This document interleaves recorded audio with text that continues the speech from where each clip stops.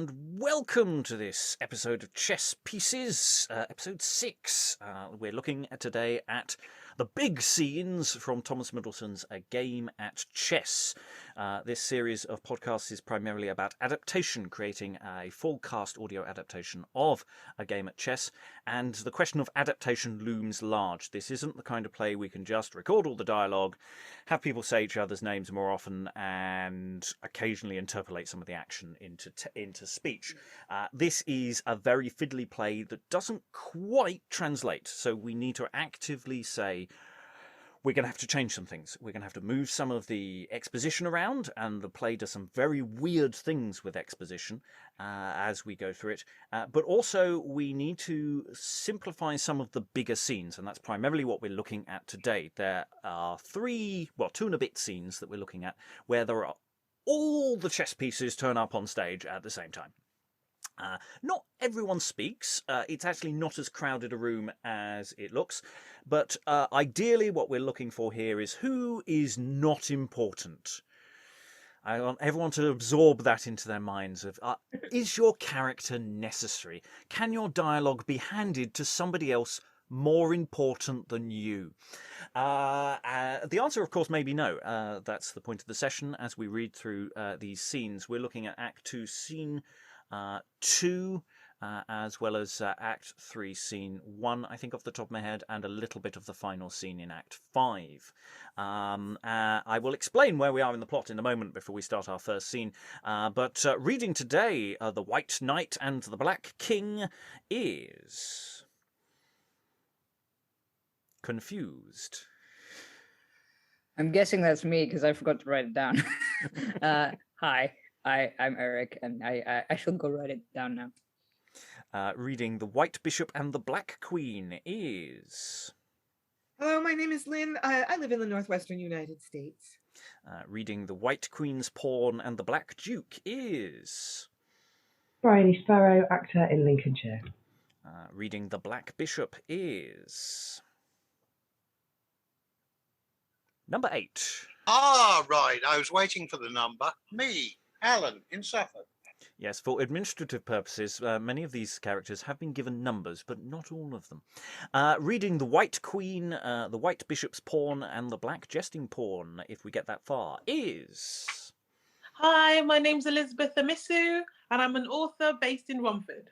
Reading The Fat Bishop, The White King's Pawn, and the Black Queen's Pawn is... Hello, I'm Helen Good, a historian in Hull.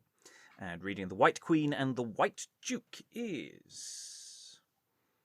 Rachael, actor on the East Coast. Meow, meow, meow, meow.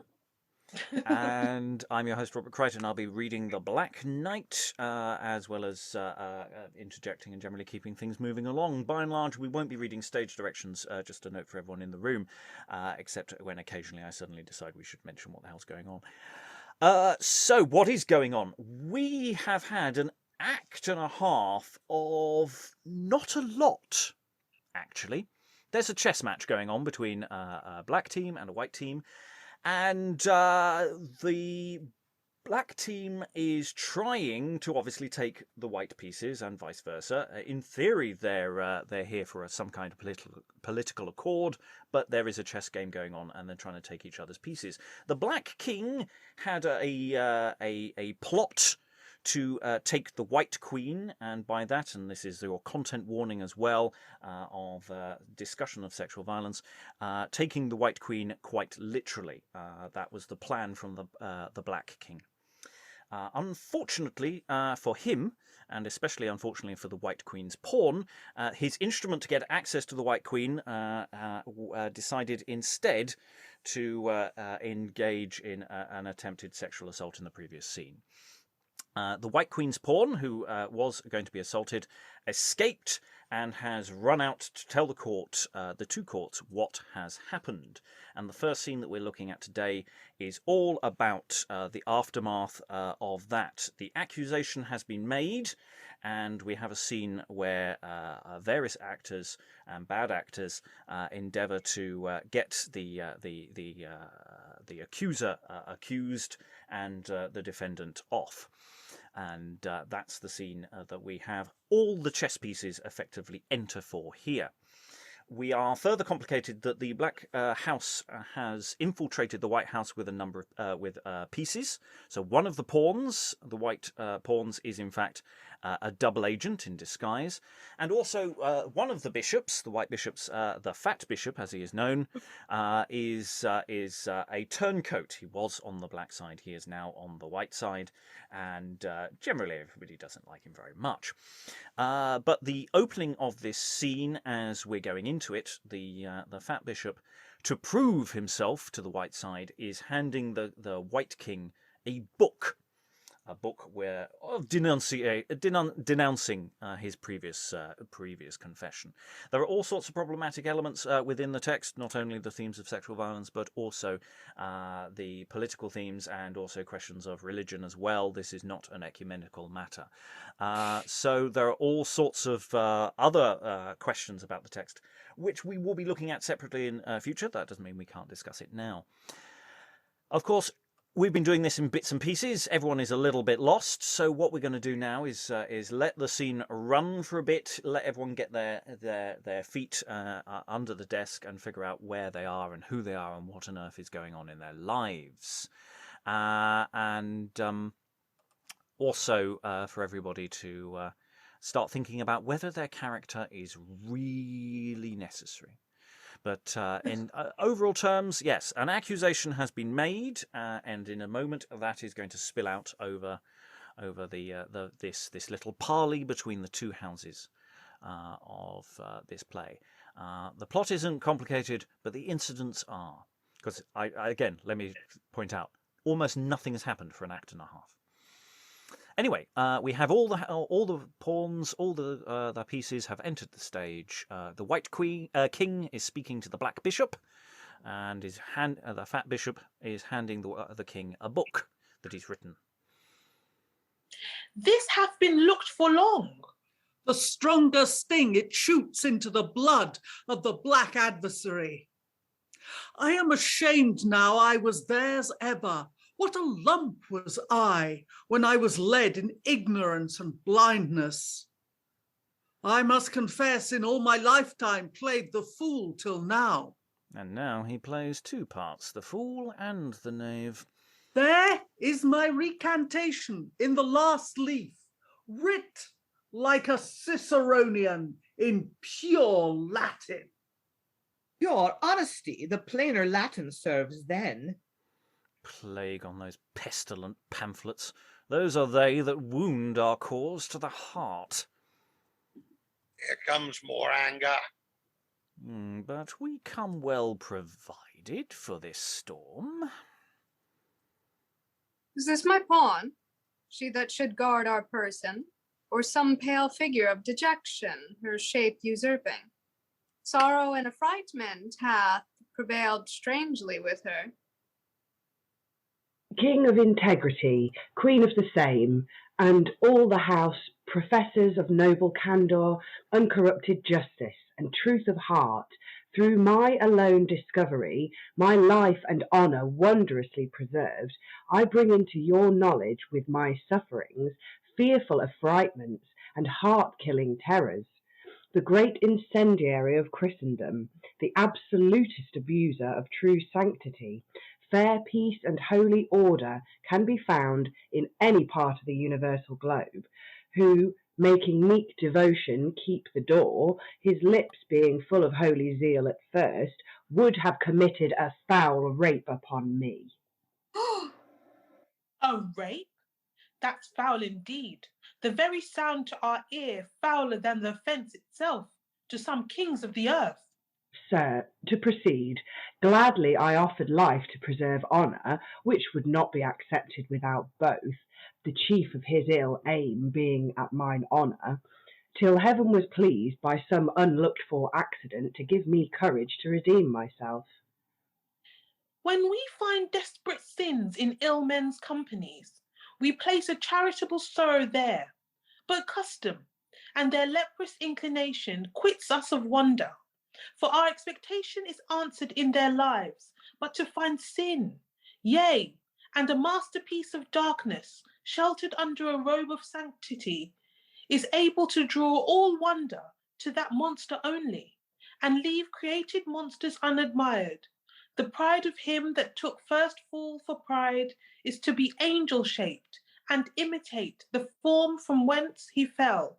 But this offender, far baser than sin's master, fixed by vow to holy order, which is angel's method, takes pride to use that shape to be a devil. It grieves me that my knowledge must be tainted with his infected name. Oh, rather with thy finger point him out. The place which he should fill is void, my lord. His guilt hath scared him, the black bishop's pawn. Mine? My pawn? The glory of his order? The prime and precedent zealot of the earth? Impudent pawn, for thy sake at this minute, modesty suffers, all that's virtuous blushes, and truth's self, like the sun vexed with a mist, looks red with anger.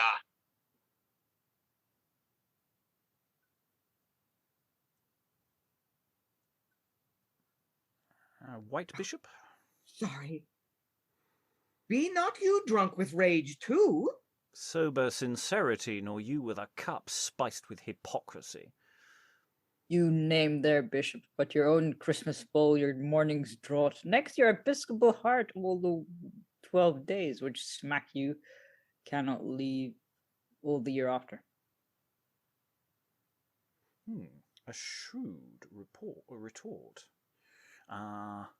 He has made our bishop smell of burning too. I would have stood farther off, were't no impeachment to my honour or the game. Would they'd played faster.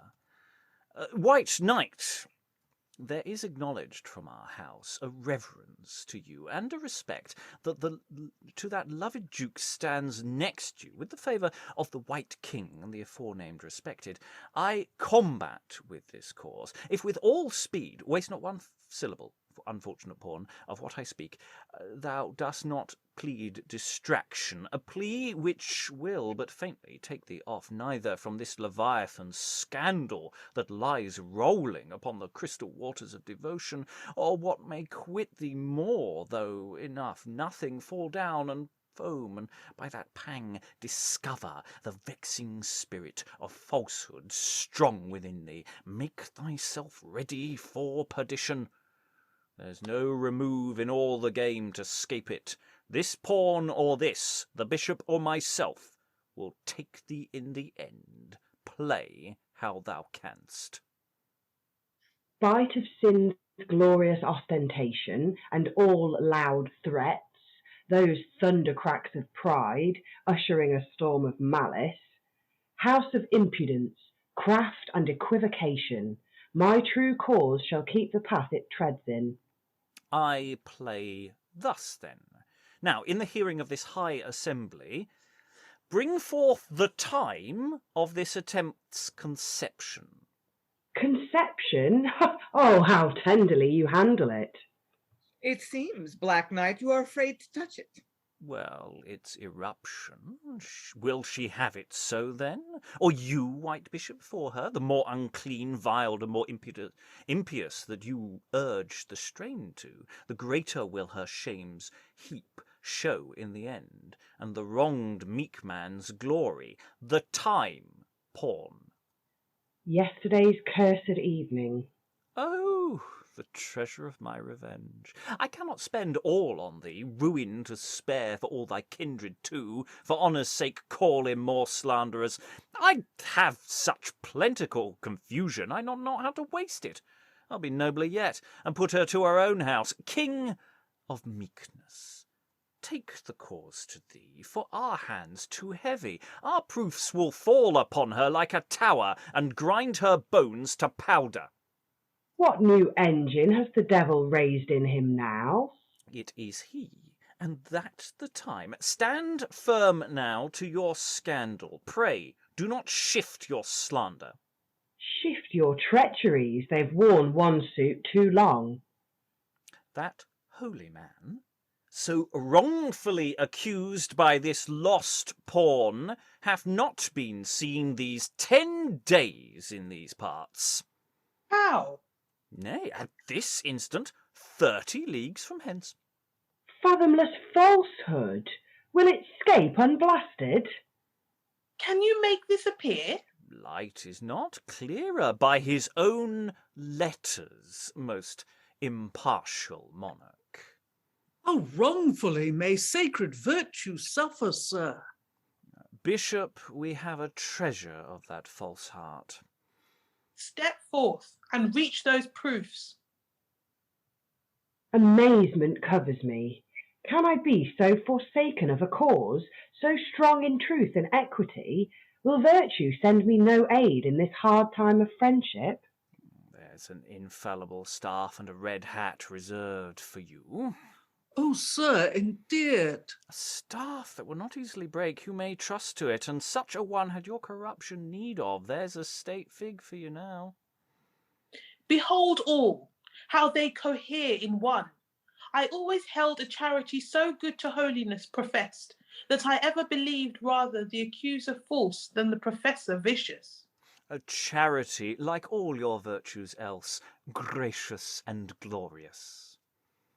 Where settles the offence? Let the fault's punishment be derived from thence. We leave her to your censure. Most just majesty.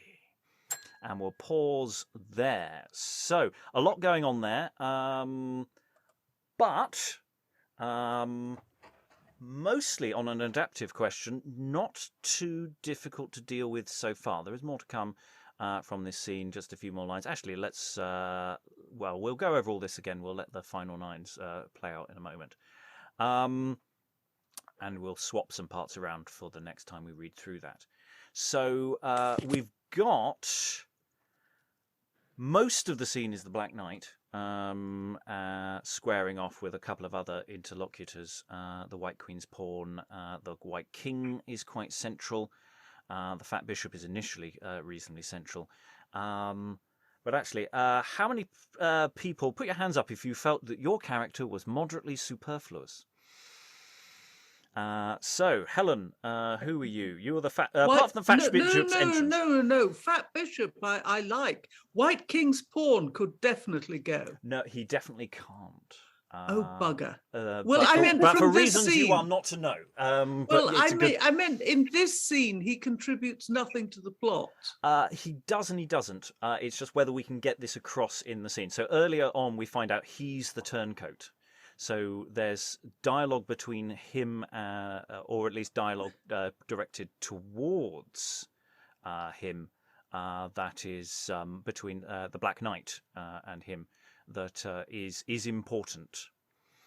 But they need to be played as asides, because he's offering you gifts, a staff and a red hat. He's offering you service. Oh, they're to me. Yes. Oh, I hadn't spotted. This is important stuff. So in terms of, that's easy enough to adapt. That's aside close mic work. That is really clear as to what's going on. You're being offered bribes to back up some stuff, which will pay off later. Oh, but we goody. might move some of this into a separate area. That's an Oh, give me a red hat. I'm in. But yes, who else felt superfluous? Sorry, before we go on. Eric, did you feel superfluous? Who are you? I was going to say the White Knight, but then he appears in the next section, so I don't know if that makes sense. Just because he does say one line in this, and then things evolve. Yes, he does do stuff later on in the play. I'm thinking for this scene, however, is his journey really necessary? I think that's a good question. He could. He's just a voice, so who says some stuff? What did you say? What did the White Knight say? He had a line. It was that section about before the shrewd retort. You name their bishop, but your own Christmas bowl, your morning's draught, and so on and so forth. Yes. Though I have no idea what that means. Yes. Well, I think again there might be an interesting question of yes, especially as the previous line has been misattributed to a character. So the previous line should have been the Black Bishop. She should be talking to the Black Bishop rather than to the Black Knight. So just a note for Alan there. Sober sincerity, nor you with a cup. It should actually be the Black Bishop. But I don't think it's necessarily has to be the White Knight. I think that could, for that scene, we can build the White Knight's importance in a separate section. All right, I'm looking for the line you just mentioned. It's bottom of page 2. Sober sincerity. It's currently down as the Black Knight. It should be the Black Bishop. So that should be Black Bishop. Okay. We're also correcting the script as we're going along, by the way, people. So this is all useful grist for the mill. Who else felt superfluous? Rachael, you waved, and then Lynn. Who are you, Rachael? I was gonna say the White Queen because she has that. Is that my pawn coming? You know, she gives the cue for the person to come in. But I don't know if that necessarily needs to remain on her, or if it could be somebody else in the scene who's on the same side and just a higher rank that could call her in. And then she just has a gasp. Yes, that's a good question. Is that all you say? You literally have those little 2 interjections. It's not unimportant, but it is also potentially for an adaptation acceptable to move that around. I hate taking away dialogue from people when they don't necessarily have a lot as a character, but that's borderline. I think that one could stay, but I'm not sure. Because I don't think it matters that we know it precisely. It's the White Queen. It's just for exposition purposes. If she says, "This is my pawn," we need to know that that's the White Queen speaking when she speaks. And as the script doesn't necessarily make that clear in an audio capacity, that doesn't help. So maybe it's somebody else gets to say, "Is this the White Queen's pawn that should guard her person?" and change the line to something like that. That might be clearer. That might work. Lynn, you were similarly questioning your existence in life. Yeah, White Bishop. What even? Yeah. What did the White Bishop say? Something about plain Latin is better than fancy Latin. Yes, you diss the fat bishop, which is fine. And calm down, Black Bishop. Be you not drunk with rage too? And it seems, Black Knight, you are afraid to touch it. I mean, I just think you could probably cut that. Yeah, I don't really think that any of that's necessary. It's going to be a question of actually just, we need to make sure there are some white pieces in the scene beyond the White Queen, the White King, and the who we can't cut, and the White Queen's pawn. So it might be a matter that we just have one character who does the rest of the dialogue. So the White Queen's dialogue might go to the White Bishop.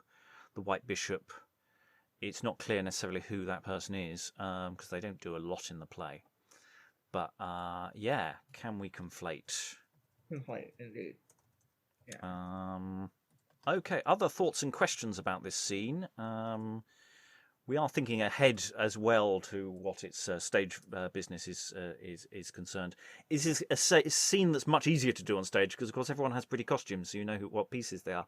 They'll all have silly hats. They'll all definitely have silly hats to make sure you know which piece they are. Briony, I think you were waving. Yeah, has there actually even been a rape, or was it an almost rape? It was an attempt. Yeah, she escaped. Okay. Yeah, right. Sorry. It is thankfully not that awful. It's the scene immediately preceding this was that, and then the cover up. They immediately go into cover up mode, and what they did was they moved the person who was attempting to do it, the Black Bishop's pawn, who they're talking about here. They were moving him via a secret passage as far away from the scene as possible. Basically, they moved into another parish. As you've heard here, they are now saying, "Oh, well, he's been away for weeks, or for 10 days or however long he said." So they've created an alibi for him so that he gets away with it scot-free. Other thoughts from the room about this particular scene? Okay, what I'm going to do is I'm going to suggest... who was the White Queen again? Rachel. Rachel, I'm going to take your dialogue away from you. I'm going to see how this works. Lynn, could you take the White Queen's dialogue and just tweak it so that you're talking about the pawn? So is this the White Queen's pawn that should guard her person? And just try and make that line sound like you're saying it. Doesn't matter, have to be perfect. But just see how that runs as a concept. So we're conflating White Bishop and White Queen. White Queen. So apologies, Rachel, but Rachel, as a return, payment, you can be the Black Knight this time, so that I'm not reading. Because I'd like to listen this time round. I like to read the Black Knight because he's a really good part. But yeah, he's kind of mustache twirly, right? The Black Knight is. He's the proper evil villain. He's just he's the really fun role in the play. I very selfishly started reading, but we pass it on. Anyone else feeling superfluous, or anyone you want to nominate as feeling a bit superfluous within that? You could nominate other people for being useless if you so wish. Elizabeth. No, the White King is very, very central to the narrative, but he just had a sense of he came on stage and would say he would kind of profess that he was the king, and then that would be it. Mm. Yeah, I'm really torn over the White King, I have to say, in many ways, because he's just sort of standing there being terribly, terribly, inverted commas, there. And in many ways, if I could make it work, I would actually scrap the White King and make it the White Queen and make that role bigger. I don't think I can turn that circle because of what happens later on. But I'd really love to do it because it would be really quite neat and tidy in certain ways. But and would big up the White Queen, who's not as big a role as one would like. But future problem for future people. Let's run the scene, the act from the top. We'll run it through to the end. Actually, let me just check. There's that little coda we didn't do. Let me just see. White Queen's pawn, White Knight, White Duke. Yes, that's all fine. Leave that as is. Okay, take it away. So number 7, just remember you're the turncoat. You're being talked to by the Black Knight at various points. You feeling turncoaty. Fat Bishop is, of course, just venal and unpleasant. So just enjoy that. You're a hypocrite. Anyway, take it away. This has been looked for long. The stronger sting it shoots into the blood of the black adversary. I am ashamed now that I was theirs ever. What a lump was I when I was led in ignorance and blindness. I must confess I've all my lifetime played the fool, till now. And now he plays 2 parts, the fool and knave. There is my recantation in the last leaf, writ like a Ciceronian in pure Latin. Your honesty, the plainer Latin serves then. Plague on those pestilent pamphlets. Those are they that wound our cause to the heart. Here comes more anger. But we come well provided for this storm. The White Queen's pawn, she that should guard her person, or some pale figure of dejection, her shape usurping. Sorrow and affrightment hath prevailed strangely with her. King of integrity, queen of the same, and all the house, professors of noble candour, uncorrupted justice, and truth of heart, through my alone discovery, my life and honour wondrously preserved, I bring into your knowledge with my sufferings, fearful affrightments, and heart-killing terrors, the great incendiary of Christendom, the absolutist abuser of true sanctity, fair peace, and holy order can be found in any part of the universal globe. who, making meek devotion keep the door, his lips being full of holy zeal at first, would have committed a foul rape upon me. A rape? That's foul indeed. The very sound to our ear fouler than the offence itself to some kings of the earth. Sir, to proceed, gladly I offered life to preserve honour, which would not be accepted without both, the chief of his ill aim being at mine honour, till heaven was pleased by some unlooked-for accident to give me courage to redeem myself. When we find desperate sins in ill men's companies, we place a charitable sorrow there, but custom, and their leprous inclination quits us of wonder, for our expectation is answered in their lives. But to find sin, yea, and a masterpiece of darkness, sheltered under a robe of sanctity, is able to draw all wonder to that monster only, and leave created monsters unadmired. The pride of him that took first fall for pride is to be angel-shaped and imitate the form from whence he fell. But this offender, far baser than sin's master, fixed by vow to holy order, which is angel's method, takes pride to use that shape to be a devil. It grieves me that my knowledge must be tainted with his infected name. Oh, rather with thy finger point him out. The place which he should fill is void, my lord. His guilt hath scared him. The black bishop's pawn. Mine? My pawn? The glory of his order? The prime and president zealot of the earth? Impudent pawn, for thy sake at this minute, modesty suffers. All that's virtuous blushes, and truth's self, like the sun vexed with a mist, looks red with anger. Be not you drunk with rage too? Sober sincerity, nor you with a cup spiced with hypocrisy. You named their bishop, but your own Christmas bowl, your morning's draught, next your episcopal heart, all the 12 days which smack you cannot leave all the year after. Shrewd retort has made our bishop smell of burning too. Would I stood farther off. Were't not impeachment to my honor or the game, would they'd play faster.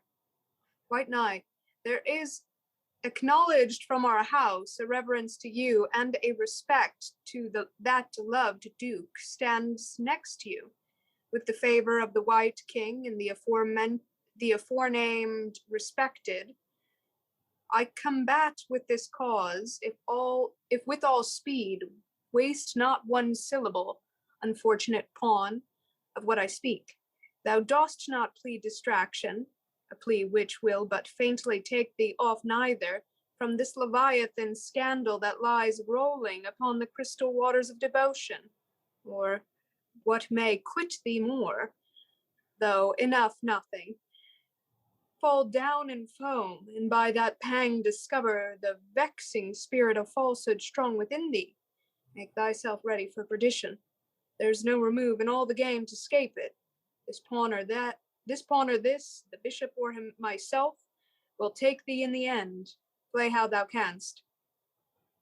Spite of sin's glorious ostentation and all loud threats, those thunder cracks of pride, ushering a storm of malice, house of impudence, craft, and equivocation, my true cause shall keep the path it treads in.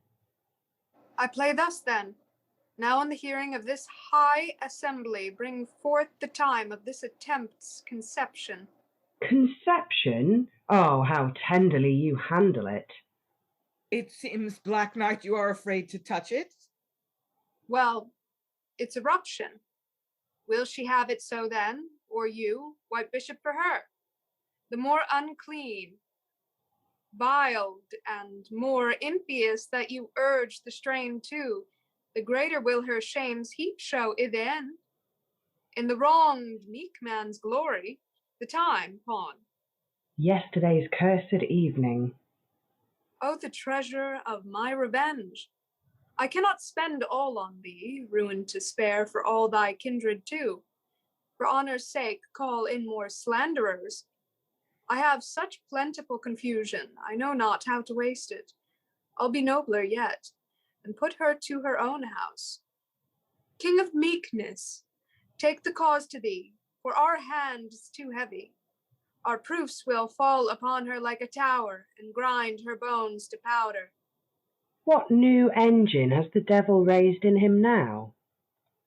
Is it he, and that the time? Stand firm now to your scandal, pray. Do not shift your slander. Shift your treacheries, they've worn one suit too long. That holy man, so wrongfully accused by this lost pawn, hath not been seen these 10 days in these parts. How? Nay, at this instant 30 leagues from hence. Fathomless falsehood! Will it scape unblasted? Can you make this appear? Light is not clearer. By his own letters, most impartial monarch. Oh, wrongfully may sacred virtue suffer, sir. Bishop, we have a treasure of that false heart. Step forth and reach those proofs. Amazement covers me. Can I be so forsaken of a cause, so strong in truth and equity? Will virtue send me no aid in this hard time of friendship? There's an infallible staff and a red hat reserved for you. Oh, sir, endeared. A staff that will not easily break. You may trust taught. And such a one had your corruption need of. There's a state fig for you now. Behold all, how they cohere in one. I always held a charity so good to holiness professed, that I ever believed rather the accuser false than the professor vicious. The charity, like all your virtues else, gracious and glorious. Where settles the offence? Let the fault's punishment be derived from thence. We leave her to your censure. Most just majesty.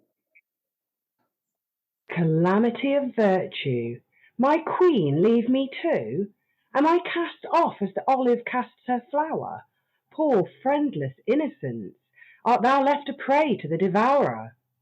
No, thou art not lost. Let them put on their bloodiest resolutions if the fair policy I aim at prospers. Thy counsel, noble Duke. For that work cheerfully. A man for speed now. Let it be my honour, sir. Make me that flight that owes her my life service. And the remaining white pieces exit, and they leave the white queen's pawn alone with the Black House for censure that follows and closes the scene in quite an unpleasant way, as they all basically vie for different ways of broadly speaking, torturing her. In the midst of that scene, letters were delivered. There's no note there, so that the king is basically handed the evidence, and that's why they go down on the judgment in that way. There was. We should have given the White Knight's lines in the middle of the text probably to the bishop. I think that would have worked quite nicely in that place. And then this little coda at the end, which I'm not sure about. Whether here it's helpful or not. I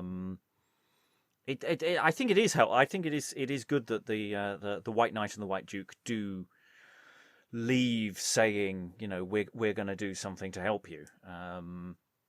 That everybody storms off, and that can be made clear with music and sound effects. Any thoughts, questions, issues? Lynn, and then Alan. I would suggest that the lines that I read, that the character that does that should be the White Queen. Somehow I feel like it's important that the king and the queen are present in this diplomatic negotiations, rather than it being a white bishop. So, and I think it's kind of important that the pawn, the White Queen's pawn, says, "Oh, my queen is abandoning me too." So that's just my suggestion: is that character should be the queen. Yeah. That we simplify it in the other direction. We have those options. Yes, Alan. Yeah, I was going to make very much the same point that the Queen's pawn, explicitly says that she's been abandoned by the Queen, which means that the Queen should be on in that previous sequence. Well, I mean, in a sense, they'll all be on. They're just not necessarily speaking. Yeah. Okay. Other thoughts? In a sense, it's a courtroom drama, and it's mostly relatively straightforward. I think there's always going to be that little question of whether some of the subtleties get through or not. Any bits anyone's thinking, oh, that can be cut, we don't need that? Any bits where people are totally lost? I mean, there's always going to be a little bit of lostness because we're not doing this chronologically and you're in the middle of the story. Lynn? Yeah, there's an exchange where the Black Knight, I think, says, "Well, when did this happen?" And then there's line, a couple of lines, and then the White Queen's pawn says, "Yesterday evening." So the couple of lines in between there could be cut. Yeah, I wasn't a fan of those either. Especially as it's in the middle of a sex joke. So what you've got is the White Queen's pawn going, "Conception, how tenderly you handle it, and then you touch it, and then it erupts." It's an extended sort of thing from the Black Knight there, and actually just going straight to the time pawn would possibly make that flow better. It's also very unclear. The only sort of saving grace for that was if we are keeping the White Bishop in the scene, that he does directly address the White Bishop at that point, so it reminds us that they're in. But we do need to add a lot more names so that we constantly repeat, indicating who we're talking to. So, for example, the White Queen's pawn really needs to say, when she addresses the king, going, "Hi, Kingness. Yes. Try my case." Rachael. Then Eric. I was going to say the White Queen's pawn, the interjection of the conception in that, if it's a sex joke that she doesn't understand, I think it's nice because it just hits it home that like how mean it is that they're being, that this is something that goes right over her head, and it makes the scene just so much meaner and vicious for that contrast to just be there, especially. I don't know, it just makes more of the victim, that she's helpless and very ignorant to their intentions, as in the scene with the bishop's pawn. She's as ignorant of what was going on or what was going to happen to her there as she is here. It's interesting because she doesn't get a counsel. She enters, talks to the king direct, puts her case forward, and then we're straight into examination by the Black Knight, who basically runs the rest of the scene, and nobody really is stepping forward and helping her case. And of course, the moment the case goes against her, everybody abandons her. I mean, that's actually a really strong point in the sense of bigging up the Queen's role here, is that when the Queen leaves, the Queen doesn't say anything to her. The Queen just abandons her at that point. There's no solidarity here. Eric, I think. Yeah, I was going to say some of the lines are, well, not quite crosstalk, but like the Black Knight changes who he's talking to, so you kind of need to make sure because he goes from, the White King goes, "Can you make this appear?" And then Black Knight goes, "Light is not clear," and then somehow he kind of it's not clear that the Black Knight's pawn exits. I don't know how you would do that on audio to make sure that it's known that someone exits to come back with papers. Yeah, there's a combination of things there. I think we just have pawn go, step forward, reach those proofs, and just someone said, "I'll send my pawn," or something like that. Plus, of course, lots of footsteps as people exit, and rustling of paper and stuff to make it clear. But yeah, that needs coverage to explicate. So I'm making notes as I go along. Or of course, I could just listen back to this later, rather than do that. But hey. Any other thoughts before we move to the next scene? Rachael? Yeah, I was going to say, the White Duke's line at the end, what do other people think about that? Because I don't know if he has a larger, for that work cheerfully, does that matter for the next scenes or in the, because he's just in that Dakota kind of at the end of the scene. And I don't know if you could combine that with somebody else.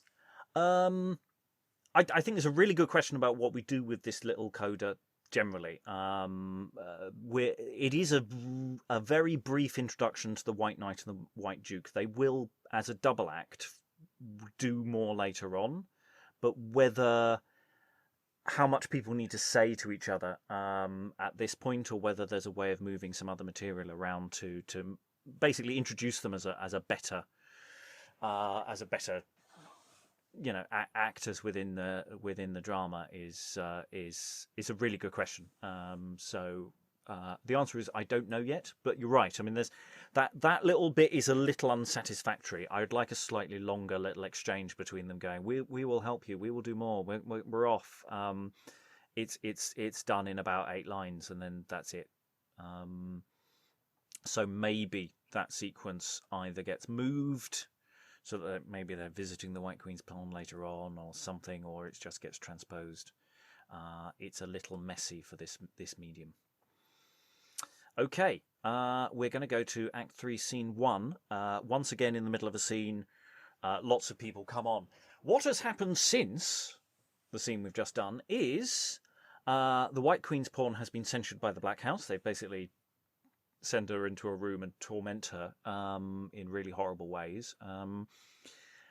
However, the Black Knight has talked to the Fat Bishop and said, hey, we could offer you this great job if you switch sides again. So the Fat Bishop, it's all a lie, of course, actually. The Black Knight is offering you a check and it will bounce because he hates you. The Black Knight absolutely hates the Fat Bishop. And they hate each other. It's mutual. All to do with a curing a venereal disease. It's you don't need to know that. Anyway, however, in the intervening scenes, also the truth about the White Queen's pawn has been discovered. She has been vindicated. The Black House are on the back foot, so they now need to effectively prove their case again, or at least do something to switch the action around so that they can start taking white pieces again. So we join the scene. Everybody once again enters, and once again we're asking that question: is your journey really necessary? We're entering as the Black Bishop basically rushes on to say to the Black Knight, have you heard that we've been found out? And the Black Knight has just, in the last bit of scene, himself discovered, yes, they've been found out. And so we're going to have the response. I will once again be the Black Knight, unless there's and hopefully we'll find a way of me not being the Black Knight later on. Anyway, everybody enters. Let's take the scene, see what's going on. You have heard all then? The wonders passed with me, but some shall down for it. Set free that virtuous pawn from all her wrongs. Let her be brought with honour to the face of her malicious adversaries. Good. Noble chaste knight, a title of that candour, the greatest prince on earth without impeachment, may have the dignity of his worth comprised in. This fair delivering act virtue will register in that white book of the defence of virgins, where the clear fames of all preserving knights are to eternal memory consecrated. And we embrace as partner of that honour this worthy Duke, the counsel of the act, whom we shall ever place in our respect. Most blessed of kings, throned in all royal graces, every good deed sends back its own reward into the bosom of the enterpriser. Aye? But you to express yourself as well to be king of munificence as integrity adds glory to the gift. Thy desert claims it. Zeal and fidelity. Appear, thou beauty of truth and innocency, best ornament of patience, thou that makest thy sufferings glorious. I'll take no knowledge on't. What makes she here?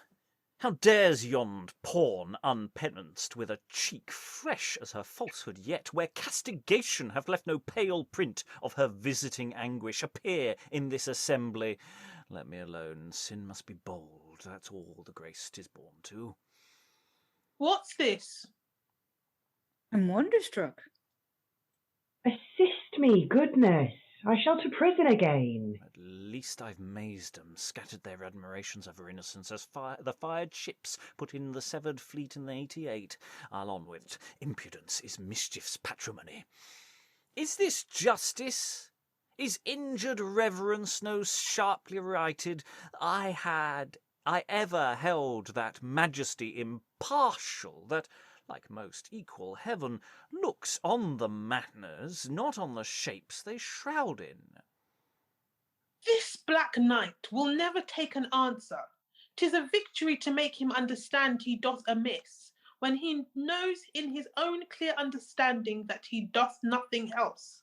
Show him the testimony, confirmed by good men, how that foul attempter got but this morning to the place from whence he dated his forged lines for 10 days past. Why, may not the corruption sleep in this by some connivance, as you have waked in ours by too rash confidence? I'll undertake that night shall teach the devil how to lie. If sin were half so wise as impudent, she'd ne'er seek further for an advocate. Now, to act treachery with an angel's tongue, since all cuss come out, I'll bring him strangely in again. Where is this injured chastity? This goddess, whose worth no transitory peace can value? This rock of constant and invincible virtue that made sin's tempest weary of his fury? What? Is my pawn distracted? I think rather there is some notable master prize of roguery this drum strikes up for. Let me fall with reverence before this blessed altar. This is madness. Well, mark the end. I stand for roguery still. I will not change my side. I shall be taxed, I know. I care not what the Black House thinks of me. What say you now? I will not be unlaid yet. However censure flies, I honour sanctity. That is my object. I intend no other. I saw this glorious and most valiant virtue fight the most noblest combat with the devil. If both the bishops had been there for seconds, there'd been a complete duel. Then thou heardest the violence intended? 'Tis a truth I joy to justify. I was an agent on virtue's part, and raised that confused noise that startled his attempt, and gave her liberty. Oh, 'tis a righteous story she hath told, sir. My life and fame stand mutually engaged, both to the truth and goodness of this pawn. Doth it appear to you yet clear as the sun? Alas, I believed it long before 'twas done. Degenerate. Base. Yes. Traitorous pawn. What? Are you all beside yourselves? But I remember that pawn. May a fearful barrenness blast both my hopes and pleasures, if I brought not her ruin in my pity. A new trap for her more sure confusion. Have I won now? Did I not say 'twas craft and machination? I smelt conspiracy all the way it went, although the mess were covered. I'm so used to't. As queen would I fain.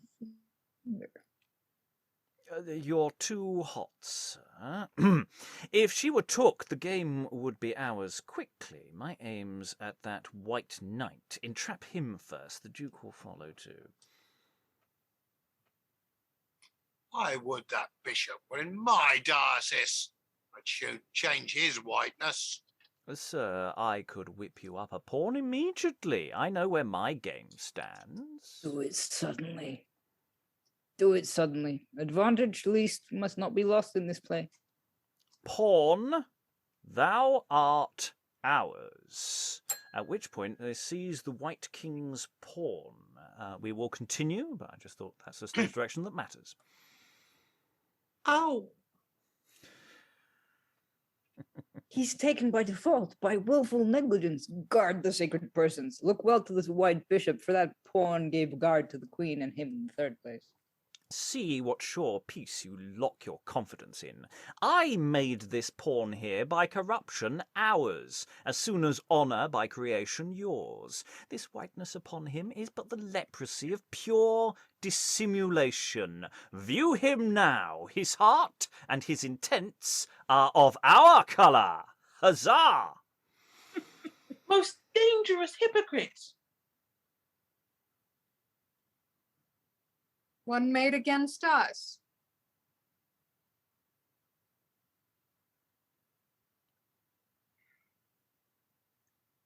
His Oh, it's truth yourself, of sorry. his complexion. Have my goodness, clemency, love, and favour gracious raised thee from a condition next to popular labour, took thee from all the dubitable hazards of fortune, her most unsecure adventures, and grafted thee into a branch of honour, and dost thou fall from the top bough by the rottenness of thy alone corruption, like a fruit that's over-ripened by the beams of favour? Let thine own weight reward thee. I forgot thee. Integrity of life is so dear to me, where I find falsehood or a crying sin. Be it in any whom our grace shines most on, I tear 'em from my heart.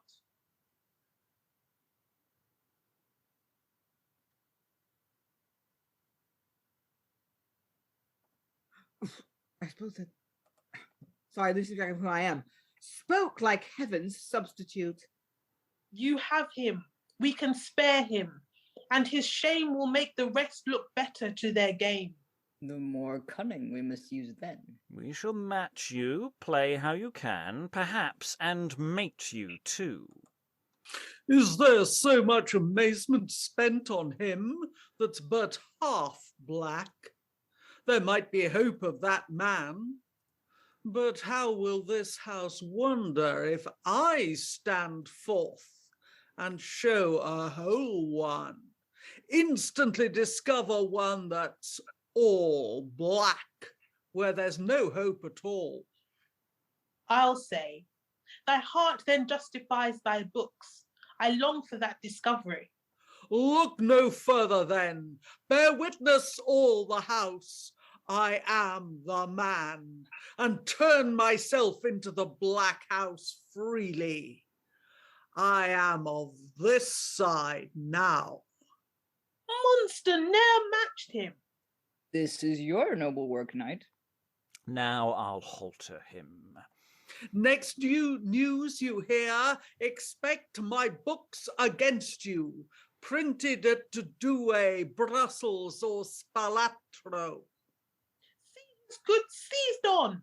Alas, they were all conveyed last night by water to a tailor's house, a friend of the black cause. A prepared hypocrite. Meditated turncoat. Yes, rail on. I'll reach you in my writings when I'm gone.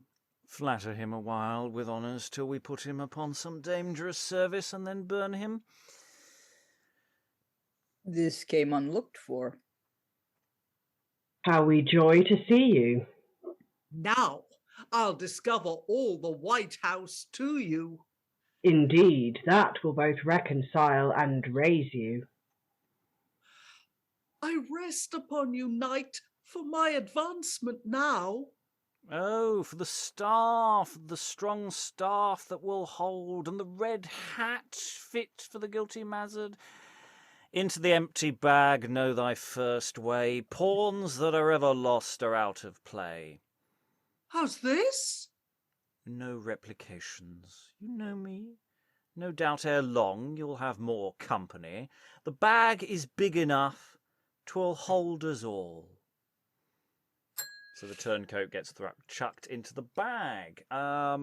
So there's a lot going on in this scene. And we sort of hit the nature of the problem of talking about white and black pieces, that suddenly it starts taking on some really quite awkward connotations.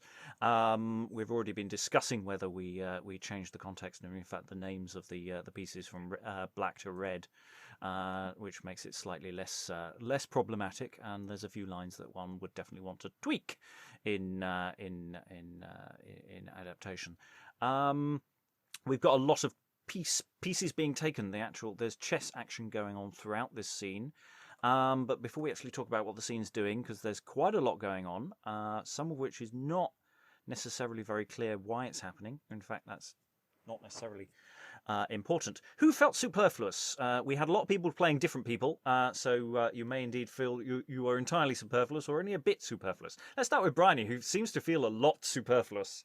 Yeah, I was reading two people and they were both a bit unnecessary. I know obviously the White Queen's pawn is quite central to the story, but she seemed to only be on to be showing how cruel everyone was being to her, and you could perhaps do that from off stage with some jeering and crying or something. I don't know. At least she is embedded in the audience's mind as to who they are. It's not like it's a peripheral character who's in a busy scene. So I'm not too worried about the White Queen's pawn, but it is a good point. The Black Queen, you felt didn't have impact? No, I don't feel like the Black Queen or in this scene the White Bishop had anything important to contribute. We do have this problem that we do switch from the white side very active and then the black side very active. And so we've got a lot going on here in one scene that fits quite difficultly. The Black Duke, Briony. I actually meant to say the Black Duke. So I was lucky I hit the Black Queen as an option there and was agreed with. Black Duke. How much does the Black Duke say? He's got about 3, maybe 4 lines, and it's just kind of it's stuff where there's several people shouting in at once and stuff. It's nothing about who he is really. Well, that's actually not so much a problem. If it's just a random piece on the board saying something, that's not an issue. We're not worried about how many actors we need. This is much more about whether the audience needs to know who that person is. If it's not someone we need to know who it is, then actually I'm quite sanguine for that character to remain, though we might elide any dialogue there.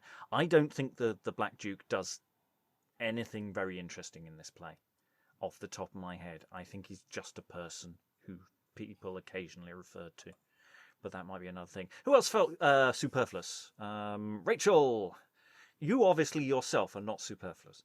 No, I was going to say that, once again, the White Queen, she has one line. I have no idea what she said. It came right after the White Duke, and my brain totally blanked that I was also her. But oh yes, that was my bad. I apologise. There are some clashes. No. The also some of the White Duke's lines, they're just like the random screams of interjections. That might be, like premeditated turncoat, like you might be able to, just give it to somebody like the White King or somebody else higher ranked and divide them up that way. Because I think there's only one little bit where he said maybe more than 2 lines or maybe more than 1 line in this scene. Yeah, there does seem to be a double act thing going on where the White Knight seems to get slightly more dialogue, and the Duke is thus there in support. I don't know if that's going to be a thing that happens later on. I'm wondering whether we can just simplify and just have one of them. But that's a question for the next session, as we actually get to grips with those people. Yeah, maybe we say the White King and the White Queen, and we create essentially a beefier role for the White Queen throughout, with random occasional supporting interjections. Because actually, once the White King's pawn is uncovered, we could jump perhaps to the White King quite quickly there, and some of those interjections aren't necessary. Who else felt superfluous? Eric, did you feel superfluous? Not entirely. It's just I'm wondering, sort of like, because the Black King appears quite late in the scene, but it's obviously his sort of desires that are driving this whole thing, kind of, I'm guessing. Yeah. So it's kind of like this very important character is sort of going, "That's Queen, would I fain figure?" And it's like, okay, that's an interesting first line. Though I think the first line was degenerate or whatever it was before that, and it just feels very sort of. Yeah, I can't remember if he appears before that. Not really. This is the problem. The royal house of the Black House, the royal characters don't seem to do very much. It's all the lower ranks who are doing all the action. I believe it's called plausible deniability. So the Black Knight, the Black Bishop, the Black Bishop's pawn, the Black Queen's pawn, they're all doing the work in the Black King's name, and there is a letter in the Black King's name. But nothing, they really don't actively participate. Apart from, I think there's one bit when the Black King says something moderately obscene. And Black Knight says, "Shush, my liege, you are being obvious." But everything is driven by the Black King. But it's the Black King's plot, even though he doesn't really say very much, which is a structural issue. But pieces get taken and action happens, some of which is perhaps more clear than, or less clear than others. We have the double agent we knew about, and we have the fat bishop turning sides as well. In fact, by the nature of the doubling, Helen was both of them. Helen. I think we need a very strong, recognizable sound for a piece being taken. A big click and a thump. Which will... something that will resonate throughout the second half or last third of the play. Yeah. It's very difficult to get a noise of someone going into a bag. This is true. I feel we need a scrape across the chessboard, and then a thunk and a poof, and a big echoey thing, and then muffled rustling. But we need something that the audience will immediately, after the first, once we're into the second iteration, the audience will automatically say, someone's been taken. Yeah, and we have the option as well. We've got at the beginning, we have these sort of narrator figures available, and there's no reason why occasional little hints of narration. I've been avoiding talking about we've got a narrator as an option. That's where I'm trying to use the narration as sparingly as possible. But maybe for the first piece, piece number 1 or something like that, before the sound effects, and then the sound effect can carry it after that more heavily. Lynn. Yes, Helen, then Lynn. Yeah, because the in fact, is it not clear into the empty bag? Know thy first way. Pawns that are lost forever are ever out of play. Click, thump, sort of thing. And then the Black Knight is tying up the bag with his last line. Or how's this? Let me out. Yes, yeah. Lynn. Yeah, I agree that a distinctive sound effect is the way to go. Absolutely.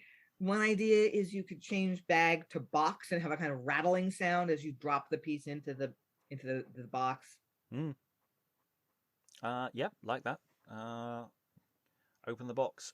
Eric, and then Rachel. I basically have a sort of plot question, but I don't know if that's relevant right now. It's more like Yeah, go for it. basically the Black Knight keeps going on about, flatter him a while with honors and so on and so forth, and like sort of now I'll halter him. Is that in reference to the fat bishop or to the pawn that he's captured? Because it just seems like he's about to get all the information from the fat bishop and then kill him off. I need to find the bit. Yes. So now I'll halter him. Yes. So he's talking about the fat bishop. At that point, it's about because the Black Knight. There was a whole thing to do with being hanged. So he's talking about I'll get him hanged. That line is very much about the fat bishop at that point. Briony. Yeah, if we were doing it on for Zoom purposes, you could also have like a little video, kind of just to illustrate, just of a chessboard, when the pieces go, as well as the sound effect. Yes, because we haven't really been looking at the sort of the Zoom or the video complexion, because we have that option, because we could almost turn the display into it'd be incredibly complicated getting all the people in the right place. But it is something that could be done for a big scene like this. To do a video component might work well. Or for a stage play, is that actually for a stage version, if you've got a big projection wall at the back, that actually the occasional chess moves could be demonstrated. Unfortunately, the play doesn't work as an overall. There are a few sections of the play that do actually look like established gambits in chess. But because the pieces cheat, you can't suddenly make somebody else's bishop change sides. Unfortunately, though it would make chess perhaps more interesting. Or my white pawn has. Hang on, it's suddenly turned into a black pawn. It's been taken. What's going on? Yes, a theological. If you can convince them theologically, you can get them to change color. Some chess masters might have problems with that. Yeah. So we have this whole element of the scene which we haven't discussed, is that the Black Queen's pawn is basically scapegoated. And that seems to be sort of prearranged, because she does this aside when she enters about, I'm now going to pretend it was all my fault. Now to act treachery with an angel's tongue, since all's come out, I'll bring him strangely in again. But there is a slight ambiguity as to whether she's doing that entirely on her own bat, or they're just throwing her to the fire and she's running with it. Motivations are sometimes very opaque in this, especially as later on the Black Queen's pawn will have motives that we will still do not understand what they are. There's something very odd going on with the Black Queen's pawn. Eric. Wasn't there also in a previous scene the whole thing about her shredding the papers, or was that another pawn that we No, she was involved hide? Yeah, she was involved in burning the papers, yeah. Or shredding, yes. I much prefer the idea of the sound of a shredder.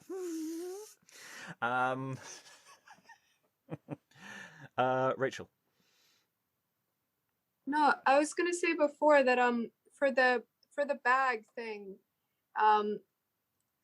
it could be a body bag instead of like a full-on chest bag or something like that. I know it's dark, but I mean, this is a dark play. And you could have the sound of the unfurling of a bag and these other things. And it sounds like the Black Knight was throwing you could have him throw the cap in there, or he could hit the guy with the staff, or he could throw the staff in the bag, because there's, it could go to like, it seems like if this was staged, you would turn off the lights right before the Black Knight kills the guy, or takes out his sword and does the deed. And then you could just have the sounds of rustling, and like you guys said. Well, it's an interesting question. Is the being put in the bag is a symbolic act? Does anyone, is it a death? or is it just imprisonment? Because if we're going with a spying thing, and there is a line actually, I think the Black Knight says, which is very spycrafty, of talking about, well, you've been burnt.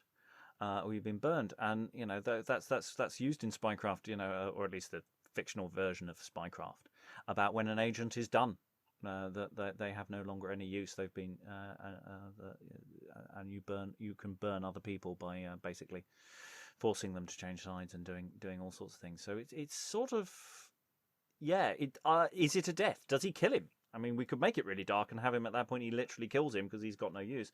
Alternatively, he's just basically. He gets nothing. He's not going to get a reward. He's promised a reward. He's not going to get it. Any other thoughts before we go into our final scenette? Helen? Yes. Thinking of going in the bag as death, it's a death where they talk in the afterlife. Because we have a number of conversations from the bag. Presumably the bag will have its own acoustic. Well, we're about to very much go into that question, because we are now going to go into the question of the bag. This is the bag scene that we're about to do. Rachael. I was going to say, in the Spanish tragedy and things like that, we do have ghost characters show up all the time. So maybe it could. I don't know. Maybe if you wanted to take that interpretation, they could be vengeful spirits or something. I don't know. Okay. Let us look at the close of the play. So we're in Act 5, Scene 3.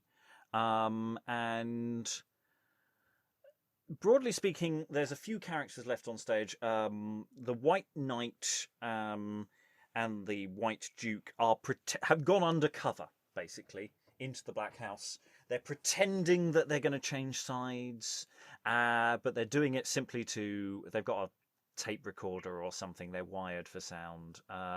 And at some point, the Black Knight basically gives a massive confession about how evil they are and all the terrible things they've done.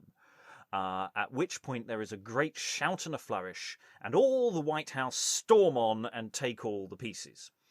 And we have this lengthy little bit where all the pieces are put in the bag. We probably don't have enough people to read this sequence, so do be aware that you might suddenly be doing silly voices to yourself as everybody gets put in the bag. So, as again, the question, who feels superfluous? The White Knight at the moment, the Black Duke are gimmies.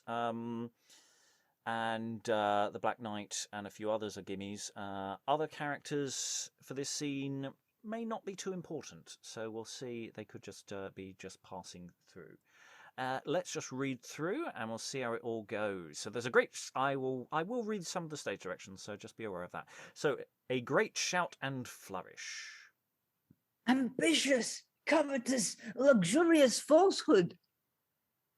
Dissembler includes all. All hopes confounded. Miserable condition. And enter all the white pieces.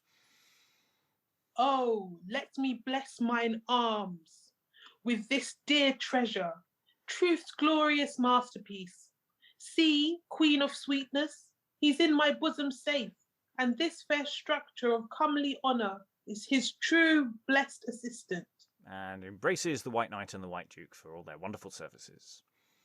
May their integrities ever possess that powerful sanctuary. As 'twas a game, sir, won with much hazard, so with much more triumph we gave him checkmate by discovery, sir. Obscurity is now the fittest favour falsehood can sue for. It well suits perdition. 'Tis their best course that so have lost their fame, to put their heads into the bag for shame. And there, behold, the bag, like hell-mouth, opens. And indeed, the bag opens, and we can see the fat bishop and the various lost pawns within it. To take her due, and the lost sons appear, greedily gaping for increase of fellowship, in infamy, the last desire of wretches, advancing their perdition-branded foreheads, like envy's issue or a bed of snakes.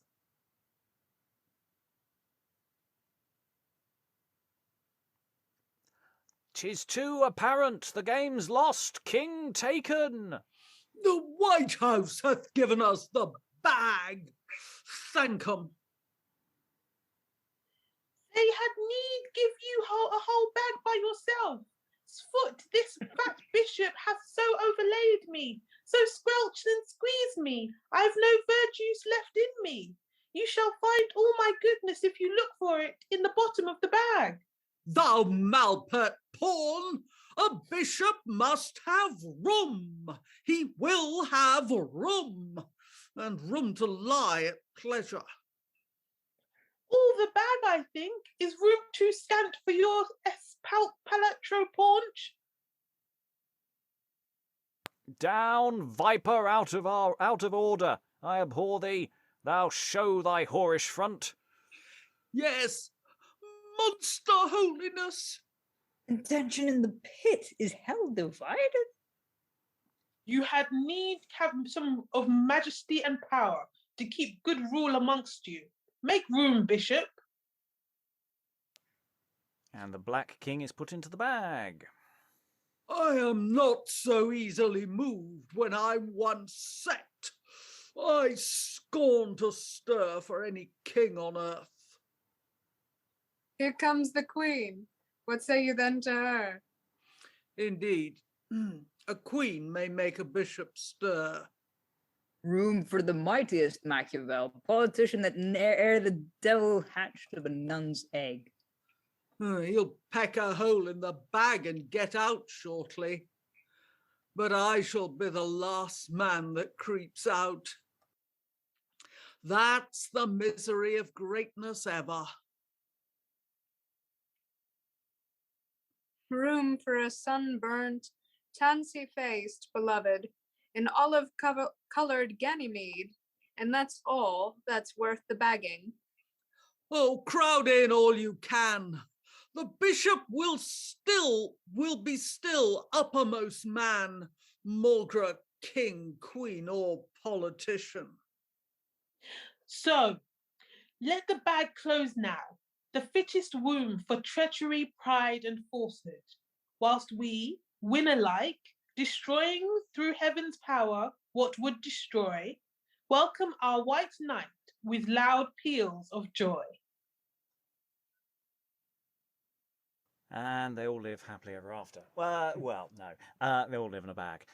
So, broadly speaking, that's all really straightforward. Apart from, putting some additional names and sort of improvising from various people thrown into the bag. It's really clear. The king sets it up really nicely. And yeah, it's basically the White House, the leading it, and then of course stand-up routine from the fat bishop. Really, the fat bishop actually in many ways leads the charge of just going. I'm going to do whatever I like because I can. I'm not moving over for anyone apart from possibly the Queen. Helen. I think we need a lot of more squeals and oys and Yeah. bugger, that's my foot. That sort of early modern version of bugger, that's my foot you're treading on.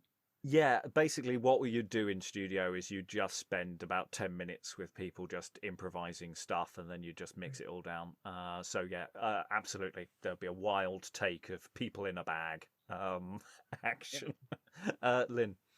Yeah, I know. I kind of withdraw my proposal of substituting box for bag so that you could have a distinctive sound effect, because like the bag, it's so undignified and crowded in there. I just think the visual picture is just much better of everybody like in this giant burlap bag, So it's funnier and funny is good. Yeah. And as I said, the actual taking of all the pieces after the sting is uncovered, which I say we'll cover in the next session, is very efficient. The White King comes and says, well done for all your undercover work," and the undercover people said it was great. And then we're just throwing people into a bag, and it doesn't matter if we don't hear from most of them. Actually, we only really need to hear from the fat bishop, and then other people who are in the bag with him. Briony, I think you were waving. Yeah, just in agreement with Lynn. I think like the actual lines themselves, it needs to be a bag, like the womb comparison and things like that. It fits nicely. Yeah, it's as it turns out, this is the easiest one because it doesn't really matter if we're following who absolutely everybody is, apart from, broadly speaking, the White Knight and the White King, and the Fat Bishop. I think everybody else are voices who are saying some stuff, yeah, they're quite self-explanatory, I think, as well. I think, yeah, it's going to be a question. This is a question for the next session, very much so now, of actually the Black King and the Black Queen. They're so peripheral. What does one do with those people? Whereas the White King and the White Queen are actually moderately important. Even though I think it's big up the White Queen, give her more dialogue, give her more of some of the other people's dialogue. I don't want to give her too much of the White Bishop's dialogue because the White Bishop does do some stuff elsewhere. But anybody else may be. Okay, I'm thinking aloud. It's fine because I have all the pieces in my head at the moment because I've got to ultimately sit down and create an adaptation of this text. But yeah, other thoughts, confusions.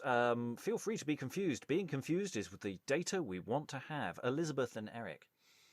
Yeah, I was just really, really thinking about this text on stage, and the stage being a chessboard, and the movements of the actors being really specific to the movement across this chessboard.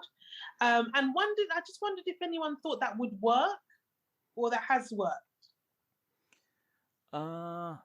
It's tricky because some of the actions, especially if you're a pawn, it means you move very slowly. If you're the queen, it's really not an issue. Same for the king, actually. King can't really move very fast either. I think for some scenes, I think the opening scene actually is possible to do bits of it and make it look like a gambit. But after that, I think it all falls apart. But I don't know. Other thoughts are available. Come to us in a moment if you have them. Eric. I was going to be silly and say, well, technically, because this is the thought that I had earlier, and it links with Elizabeth's. One of the laws one of the rules in chess is that you can, if a pawn reaches the other side, you can select any piece other than a pawn and turn it into, like, sort of upgrade it into something other than, I think, maybe a king, if I remember correctly. So technically, you could change that to changing color rather than changing. I mean, okay, it's a rule that is used. So, like, if white pawn gets to, like, the other side of the black pieces, so basically the black house, you could suggest that that's kind of, betraying the whole deal. Rachael, I think you were waving. I could be wrong. Yeah, I was gonna say the pieces moving like pieces. Maybe you could do that as like a frame in the beginning or in the ending scenes where the game portion of this, them all being in the bag, is more to the forefront or something of it, and just to show that that's the end of the game or that's the end of the play or something like that, some sort of little frame. Other thoughts to throw in? Briony, into the bag, as it were.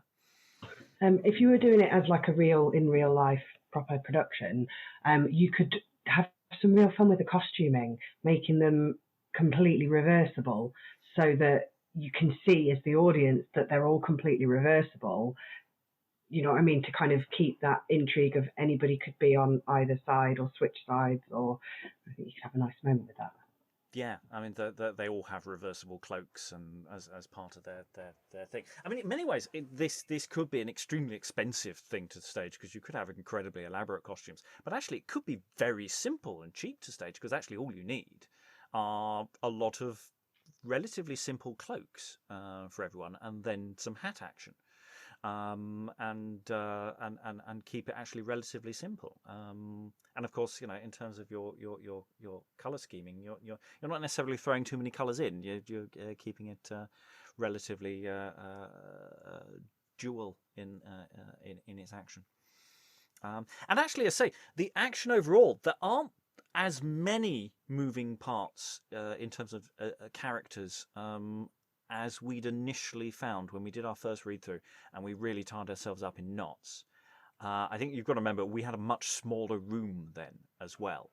I think we were trying to read this play with only about 8 people, whereas actually once you hit about 12, it's manageable. It's actually reasonably manageable. So it's not, as a stage play, moving away from our primary question here of audio, as a stage play, it's not actually that difficult. And in fact, a lot of the problems that we've been discussing here in terms of as audio disappear as a stage play because, of course, we have visual signifiers and they explain who people are.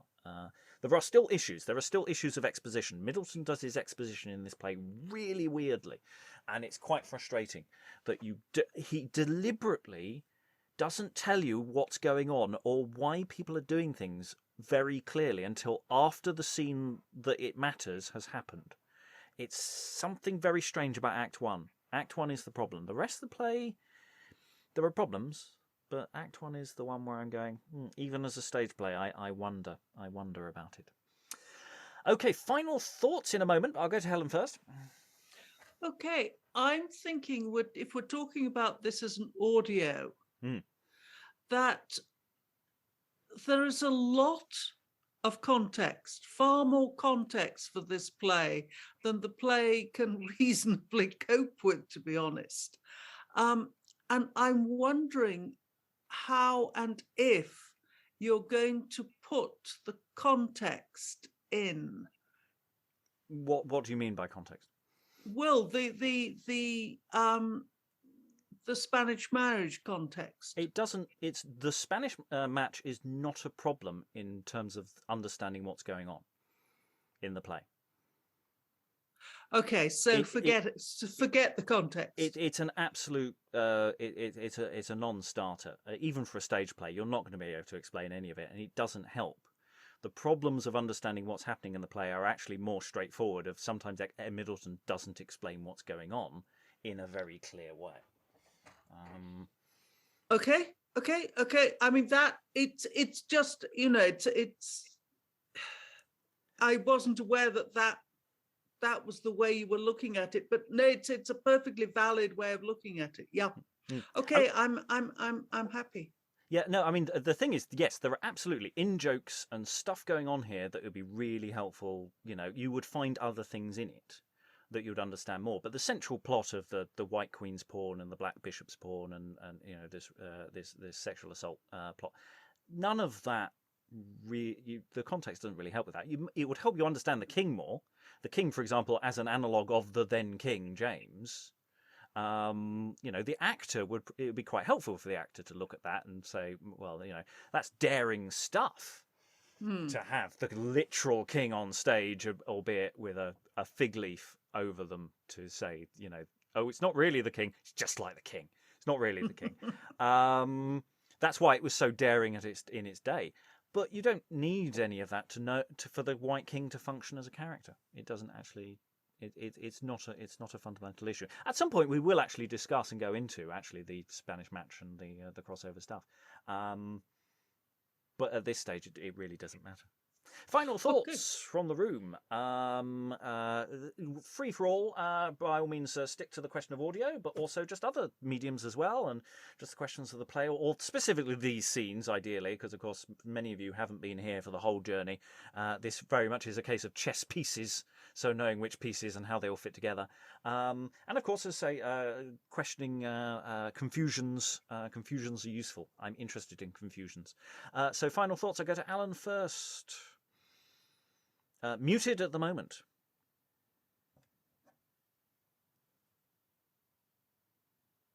A rare muting. Yeah. Helen and I were both in the room when we did the first run through on this over 3 episodes back in April 2020. and I remember being confused as hell as to what was going on then. And I must admit, this hasn't actually clarified much because we've been taking bits and pieces. I know others have done extensive work on it since. I've not been involved in those sessions, and I'm still not entirely clear what the heck the whole thing is trying to do. Yeah, no, absolutely. There is definitely there's a lot going on in this play, and there's a lot to actually decide what a production would be about. And that's very much, we're now getting to that stage where we actually have to start wrestling with the moral dilemmas of the text, the various questions about what the text is doing between religion and other problematic elements, and to see where we go with those things. Lynn, any final thoughts? Yeah, kind of actually piggybacking on what you were just talking about, sort of the ethical questions and the fact that this was originally an allegory for a religion-based conflict. So if you're not going to give the politico-religious context, that this is an allegory of Protestants versus Catholics, it's still very clearly kind of good guys and bad guys, even if you change the colors of the pieces to white and red or red and black or whatever, to sort of downplay that binary. I think your audience is still going to want to make it an allegory of something. It's like, that okay, who are these two tribes? So do you want to let the audience just sort of decide for yourself who each side stands for, or do you want to sort of pick a new object for your allegory? Or what do you want to do? Because good guys versus bad guys seems to be what's going on here. So what do you want to make that say? If you know what I mean. Yeah, I mean, we discussed in some earlier sessions where we're talking about and I think in our original reading of a Cold War narrative maybe working rather well, because that also goes with red pieces as well. It's the reds, and it gives us an aesthetic to play with, and chess and the Soviet bloc works rather well. It doesn't solve entirely the religious question within the play. I don't think we can disguise the fact that we've got two confessions at war. But it may be an analog that works reasonably well. Yeah. So yeah, my concern is I wouldn't want this production to play into current, basically tribal conflicts that are so much a part of what's failing in our society right now. So I wouldn't want to exacerbate those tensions. So, but putting it as far in the past as the Cold War and the Iron Curtain kind of thing, yeah, I think that addresses that concern. Or again, we can still put it in its original context of the time. It's just we don't need to go into any more detail than two confessions. We don't need to know the precise geopolitical status to understand, in the same way as you don't necessarily need to know the precise details of the backstory for the massacre at Paris. I mean, it would help, but it's one hopes that it carries across, but then we haven't actually fully answered the question whether anyone has a clue what's going on in the massacre of Paris. Future second look to determine. Elizabeth, any final thoughts? Yeah, Briony just mentioned in the chat Chess, the musical, and I was just like, oh no, when you were talking about the kind of the Russian conflict, and I was just thinking about Chess the musical. This is my first sort of exposure to a game at chess, and when I heard the premise of the play, I just thought it was so complex, too complex to kind of even be conceived. But actually, just doing this some workshops that we've done today, I thought that actually no, it does work. It is complicated, but it does work. And I really I'm going to spend a bit of this week going back over some of the chess that the game at chess that we've done in Beyond, because I really, really like it. I like the characters. I like the way that they all have their own personalities. I like the the concept of the chessboard coming to life. Maybe that's the wizard's chess or the three-dimensional chess in me that I just really like it. I feel like it's a Alice in Wonderland-esque kind of escapade. I really enjoy it. I'm liking it. Yes, actually, we did have a comment from one of our listeners saying that maybe we should change the White Queen's pawn to give something, because we've discussed actually we should be maybe looking to give some of the characters proper names rather than chess pieces, because it's quite difficult to follow chess pieces. When you get down to pawn level, when it gets 3 elements, it gets too complicated. That maybe the White Queen's pawn should actually just be called Alice. And so that's a shout out to one of our listeners there. Eric, any final thoughts? Yeah, actually, my thoughts are probably a lot simpler because I mean, I've worked with audio in terms of in like podcast things, and I'm just wondering how you're going to clarify who enters every time and who exits, because obviously sometimes characters are being talked to as soon as they enter, and other times they just kind of linger until someone is speaking to them, which like there was one entrance that was like oh, here comes a storm, and then like the Black Knight comments as well, and then it's kind of you don't really know who's entered until they speak. And I guess that's kind of audio is kind of harder to make that clear, I guess. Yeah, I mean, there are a couple of options which are sort of suck it and see with that moment, because it is the White Queen's pawn coming in. Maybe just the sound of her voice by that point as someone who's established will be fine. But alternatively, you just can't keep putting people's names in. I mean, that's the thing. That's basically the adaptation process, is just repeat people's names 3 or 4 times in every scene to a point that sounds really weird. If you've ever seen some radio scripts, it looks really weird off the page. And again, I haven't fully leapt into the possibility of narration. I think there's going to be a lot of in between scenes of moving this piece to here and this piece to here, let's see what gambit comes up here, kind of stuff, which I kind of bit of me dies inside the idea of doing that, but sometimes it's necessary, and the audience need to be thrown a crumb. Rachael, any final thoughts? I don't know what to do with this, or what context to put it in. I put some in the chat, but I think they're like, I don't know how they would be, or how they would play out. I mean, I have to say, one of the elements looking forward is, want to do a relatively short compilation show of certain scenes and elements from this play. And because there are so many scenes with actually just 2 or 3 speakers a lot of the time, we're doing the big scenes today, which all follow actually relatively similar plot line. There is a smaller version, at least to say that the best bits of a game at chess is definitely a doable thing, and to really drill into the drama part of this piece of theatre, if that makes sense. So yeah, there are all sorts of options with pieces as well as with the overall thing. Helen, do you have any final thoughts? Oh, I thought I'd finally thought. If you have any additional final thoughts and final thoughts. Finality. No, I share your distrust of or of the narrator and narrator.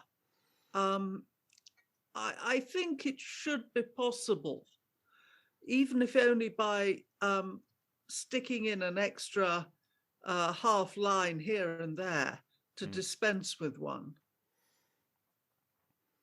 Yeah, I would have thought. Well, I say we've got effectively a narrator figure in the opening induction with the people who introduce the sort of dream play element of the chess game, and what we can do, as we'll have those actors in play anyway. What I'd probably do to cover my bases is write some narration, get it recorded, and then try in the edit to cut it all. That's sort of my because my game plan. the Black Knight does explain quite a lot. Oh yeah, and these scenes also he is explaining quite explicitly. There's a lot in this play where the explanations, when they come, are so opaque you have no idea what the person just told you. Middleton sometimes over-eggs the pudding. Just a tad. It's very beautiful. It's lovely dialogue. Just don't know what they said. Briony, any final thoughts? I've been dropped right in the deep end with this one because I haven't been here for a couple of months and I haven't read any of this in any form before. So I can't really say much about the play as a whole, but I think concept-wise, it's gold. We've thought of about 50 different ways you could interpret it to different situations. In more recent history, there's, it lends itself to costuming in some ways. I think, there's definitely a lot to work with the chess theme. Yeah, it's one of these sort of paradox plays because in many ways everything about it is perfect and brilliant, and I think apart from all the bits that are really tricky, and awkward and structurally weird as well. The overall structure of the play is slightly unbalanced, and you kind of wonder about where it goes at one point. Because, as I say, we were looking at the White Queen's pawn plot in the second half of the play, and it goes weird, and the Black Queen's pawn goes weird, and we don't know why people are doing things anymore. And so there's which may, of course, actually bring us back to Helen's point about the actual original context. There's probably some specific satire or something going on there that got thrown in, and we don't necessarily know what it is, because, say, motivation's quite weird. Anyway, we have one more session of these initial looks at chunks of scenes to go.